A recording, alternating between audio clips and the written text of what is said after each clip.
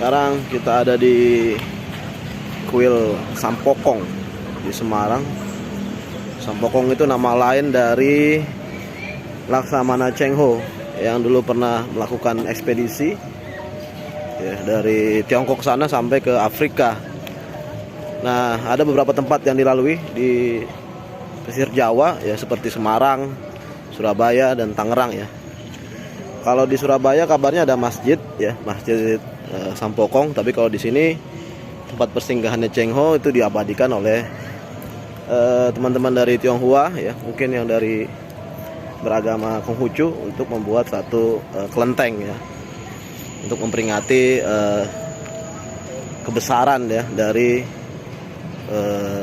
ekspedisi Sampokong.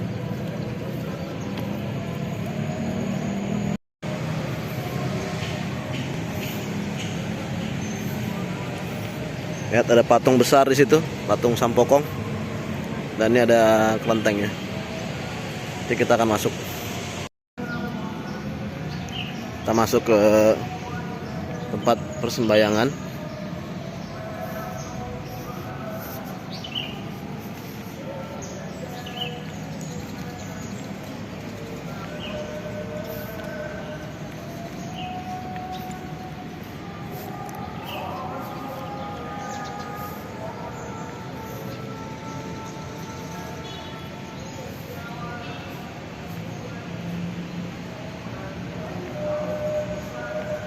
Wanginya agak semerbak ya, wangi liong atau apa namanya, dupa ya.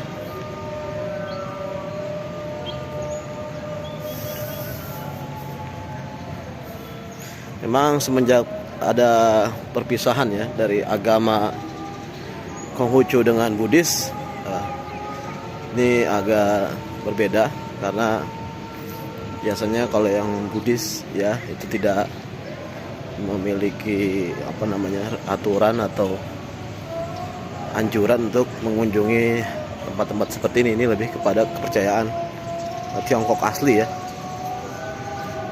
yang berasal dari pemahaman Konfusianisme Konghucu.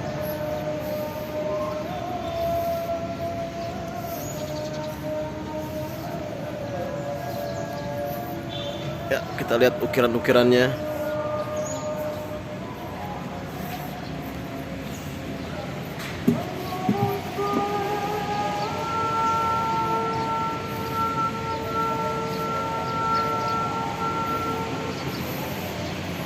Ya, ada juga tempat-tempat yang spesial ya, hanya untuk sembahyang.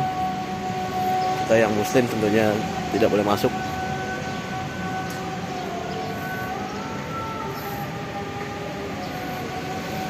Dan itu ada juga tarif ya untuk memasang lampion dengan nama keluarga selama 6 bulan. Dalam rangka ya mungkin mendapatkan keberuntungan, keberkahan sesuai dengan kepercayaan dari teman-teman agama Konghucu.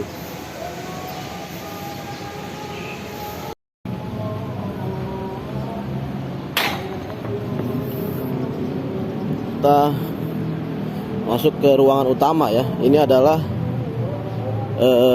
gua yang dipercaya merupakan tempat pendaratan pertama kali Sampokong ke Semarang. Jadi inilah tempatnya sekitar 600 tahun yang lalu. Karena memang lokasi ini tidak jauh ya dari pinggir pantai, sekitar 3 kilo. Jadi ini salah satu mungkin base camp ya, sebelum melanjutkan perjalanan ke tempat lain seperti ke Jakarta dan juga ke Sumatera. Beliau membangun base camp lah di sini. Nah, ini juga persis di depannya adalah patung besar dari Laksamana Cheng Ho atau Sampokong, tempat sembahyang.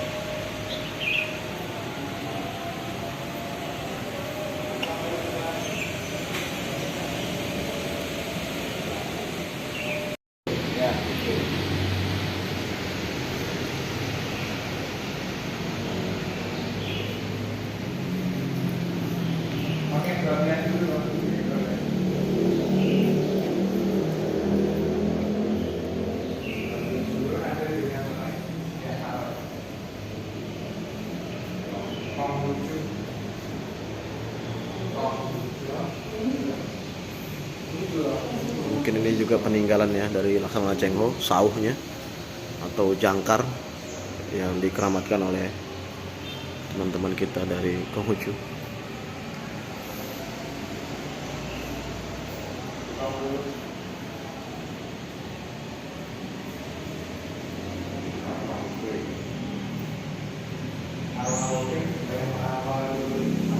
Jadi ini jangkar asli ya. Kita lihat berarti usianya hampir 600 tahun. Ini asli yang dibawa oleh pasukan Laksamana Cheng Ho dan dijaga, dirawat hingga saat ini dan masih bertahan. Bayangkan, dan 6 abad, luar biasa. Ini adalah satu bangunan terakhir Kiai dan Nyai Tumpeng. Kalau menurut informasi yang saya dapat, ini adalah juru masak dari pasukan Cheng Ho yang begitu banyak. Dan kalau dari namanya mungkin ya orang Jawa ya. Ini bentuk alkulturasi antara Tionghoa dan kita ya, orang Jawa di Indonesia.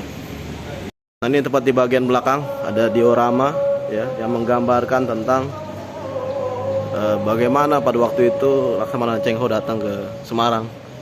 Kita lihat dari relief-relief ini menggambarkan begitu tinggi alkulturasi ya antar elemen bangsa ya, baik yang dari suku Jawa, Arab dan juga Tionghoa. Nah, ini yang masyhur juga, Laksamana Cheng Ho juga mendapat hadiah ya, jerapah itu dari orang-orang Afrika, karena waktu itu memang beliau melakukan perjalanan cukup panjang dari Tiongkok sampai ke Afrika Utara.